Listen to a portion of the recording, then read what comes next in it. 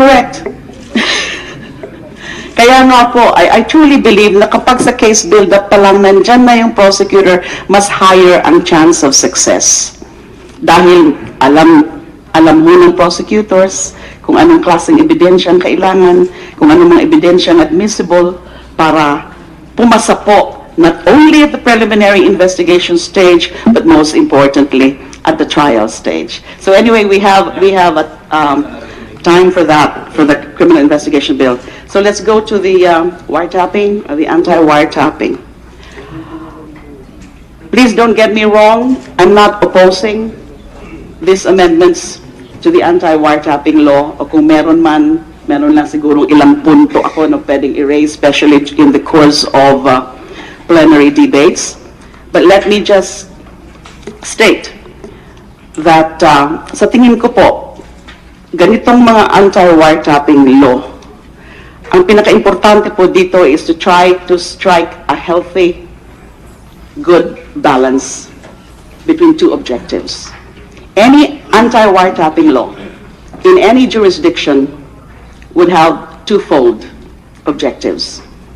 One is, of course, successful detection, investigation, prosecution, and perhaps even prevention of criminal, wrongful, or impermissible activity through the interception of relevant information or communications.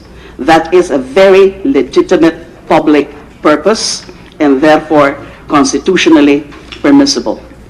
Yung isa sa isang banda naman po, yung isang objective, and that is actually implicit, inherent, and always expressed in any anti-wiretapping law, is to enhance the security of persons and property through the protection of private communications from unlawful interception, appropriation, and use, including those that may potentially be scandalous, embarrassing, and discrediting, but having no criminal investigation value or use. Agree po tayo doon? Dalawang purpose po yon. We're trying to strike a balance here. A balance between the two in order to empower law enforcement authorities, but without subjecting the populace to the tyranny of unlawful intrusion into private affairs. Granted ho yan. Wala ho sigurong makaka-dispute yan.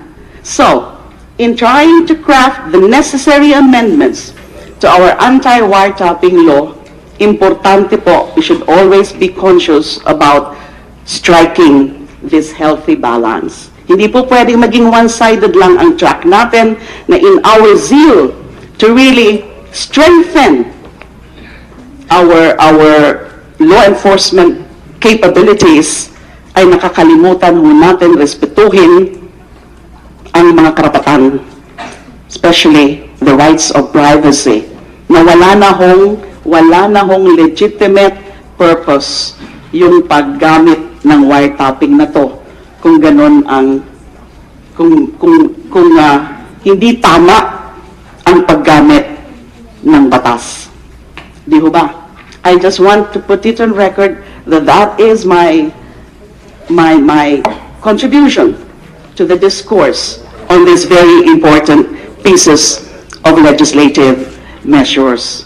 Kasi sa akin, hindi na ho siguro talaga issue yung mga tungkol sa ito bang anti-wiretapping law natin noon? Ano ba ang comprehended? Ito ba ay tungkol lang sa wire communications? Hindi na ho siguro, di ba?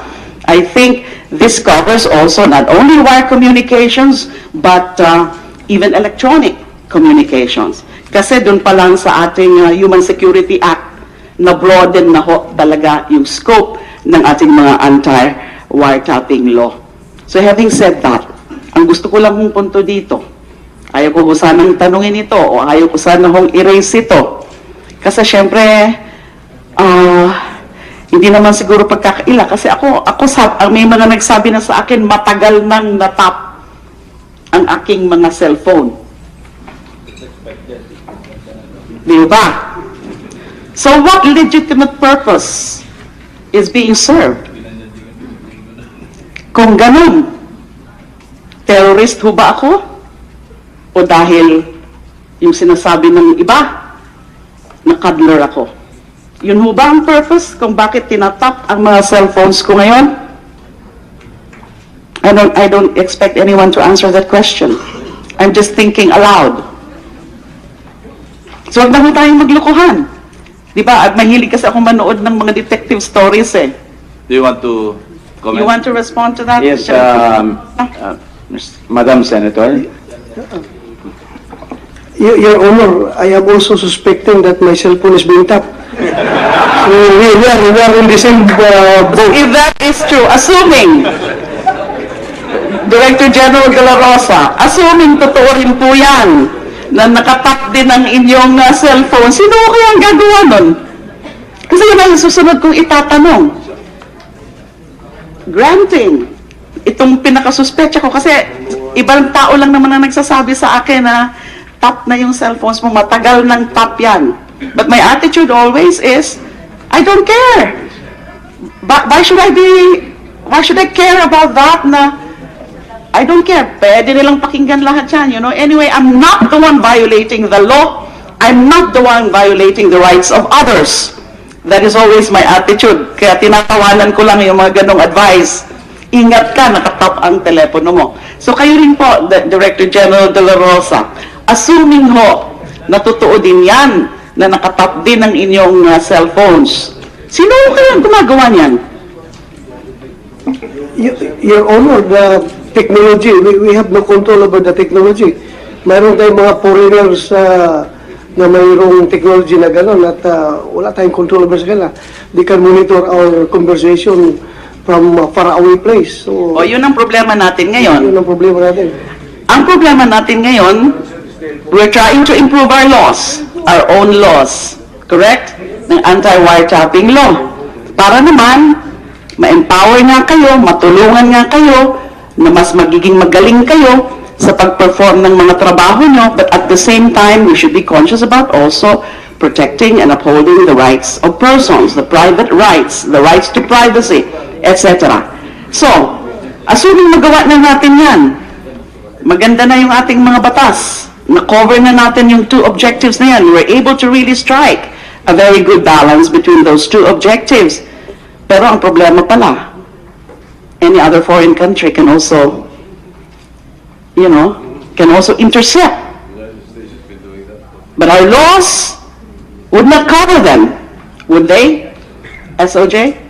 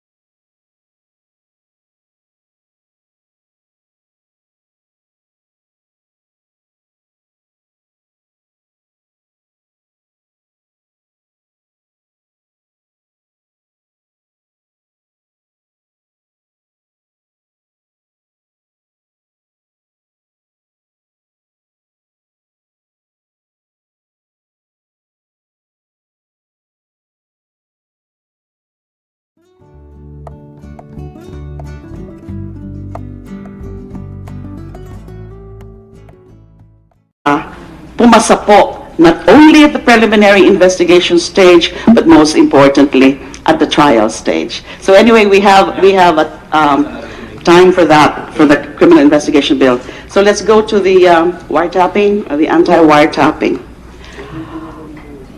Please don't get me wrong, I'm not opposing these amendments to the anti-wiretapping law, o kung meron lang siguro ilang punto ako na pwedeng erase, especially in the course of plenary debates.